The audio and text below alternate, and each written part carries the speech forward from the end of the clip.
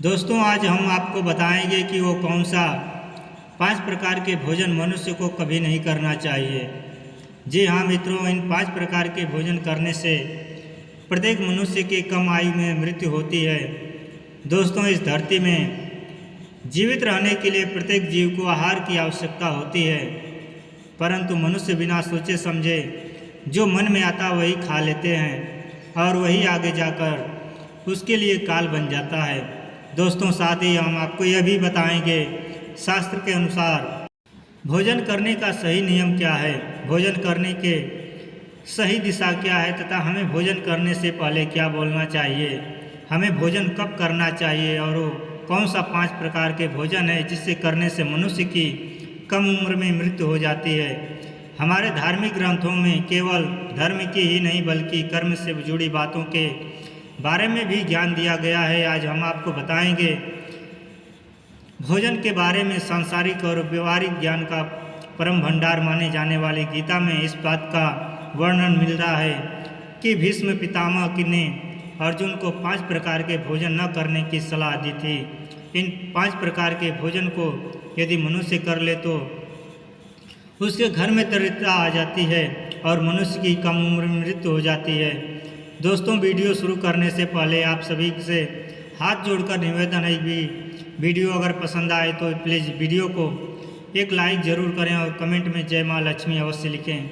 आइए जानते हैं दोस्तों, सबसे पहले हम आपको बताने वाले हैं कि शास्त्र के अनुसार भोजन करने के सही नियम क्या हैं और भोजन करने से पहले हमें क्या बोलना चाहिए। नंबर 1, दोस्तों, शास्त्रों के अनुसार मनुष्य को जमीन पर बैठकर ही भोजन करना चाहिए। ऐसा करने से पृथ्वी के सकारात्मक तरंगे पैरों के माध्यम से हमारे शरीर में प्रवेश करती है। भोजन करते समय मनुष्य सकारात्मक रहता है तो उसके शरीर पर भी इसका अनुकूल प्रभाव देखने को मिलता है। नंबर 2, शास्त्रों के अनुसार जब भी खाना खाएं थाली में एक साथ 3 रोटियां न परोसें। हिंदू धर्म में पूजा पाठ या कोई भी शुभ कार्य के दौरान 3 नंबर को अशुभ माना जाता है। भोजन करने की गिनती शुभ कामों में की जाती है जिसका सीधा संबंध हमारी सेहत से होता है। इसलिए भोजन करते समय थाली में एक साथ 3 रोटियां नहीं रखना चाहिए। नंबर 3, शास्त्रों के अनुसार इस बात का विशेष ध्यान रखें कि जितनी आवश्यकता है उतना ही भोजन लें। अधिक भोजन लेकर थाली में छोड़ने और उसे कूड़े में फेंकने से माता अन्नपूर्णा नाराज होती है। इसके अलावा अन्न का अनादर भी होता है। साथ ही धार्मिक शास्त्रों के अनुसार खाना खाने के बाद भोजन की थाली में कभी भी हाथ न धोना चाहिए। ऐसा करने से माता लक्ष्मी और माता अन्नपूर्णा नाराज होती है, जिसके प्रतिकूल प्रभाव से मनुष्य को धन हानि होने लगती है। नंबर 4, धार्मिक शास्त्रों के अनुसार व्यक्ति जब भी खाना खाता है उसे सबसे पहले भोजन मंत्र का उच्चारण करना चाहिए। मान्यताओं के अनुसार भोजन ग्रहण करने के पहले मंत्र का उच्चारण करने से भोजन हमारे शरीर में लगता है। हम मानसिक और शारीरिक रूप से स्वस्थ रहते हैं, इसलिए जब भी भोजन करें ईश्वर को धन्यवाद करना ना भूलें और मंत्र का उच्चारण करके ही भोजन करें। दोस्तों, आइए अब जानते हैं किस 5 प्रकार के भोजन मनुष्य को कभी नहीं करना चाहिए। पहला भोजन, भीष्म पितामह ने ऐसे भोजन को कीचड़ के समान बताया है जिस भोजन की थाली को कोई लांघ कर गया हो। गीता के अनुसार ऐसा भोजन नाले में पड़ी कीचड़ के समान होता है, इसे ग्रहण नहीं करना चाहिए।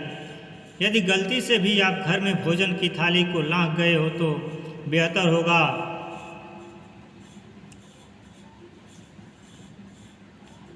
कि इस भोजन को स्वयं न खाकर जानवरों के लिए डाल दें। शिव पुराण की ये बातें जान लेंगे तो यमलोक का मुंह नहीं देखना पड़ेगा।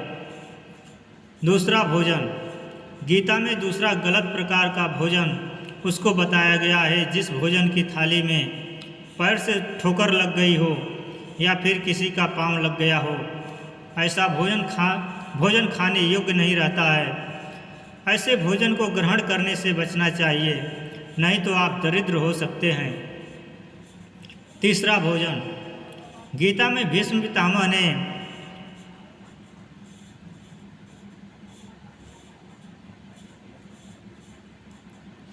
बताया है कि तीसरा खराब प्रकार का भोजन वह होता है जिसमें बाल निकल आए। ऐसे भोजन को खाने योग्य नहीं माना जाता है, यह दूषित हो जाता है। ऐसा भोजन करने वाला व्यक्ति जल्द ही कंगाल हो जाता है। चौथा भोजन। चौथे प्रकार का भोजन भीष्म पितामह ने वह बताया कि अगर पति और पत्नी एक ही थाली में भोजन कर रहे हैं तो उनका प्रेम एक मद के रूप में उस भोजन में आ जाता है। किसी तीसरे व्यक्ति को उस भोजन में शामिल नहीं होना चाहिए, यह उसके लिए नुकसानदायक साबित हो सकता है। हालांकि पति और पत्नी के लिए एक ही थाली में भोजन करने से प्यार तो बढ़ता ही है और दोनों के लिए यह भोजन चारों धाम का पुण्य फल प्राप्त करने के समान होता है। पांचवा भोजन।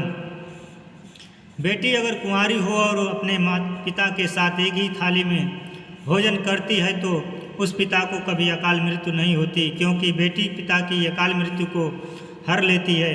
जब भी खाना खाएं तो अपनी पुत्री को अपने साथ एक ही थाली में थोड़ा सा हिस्सा जरूर दें।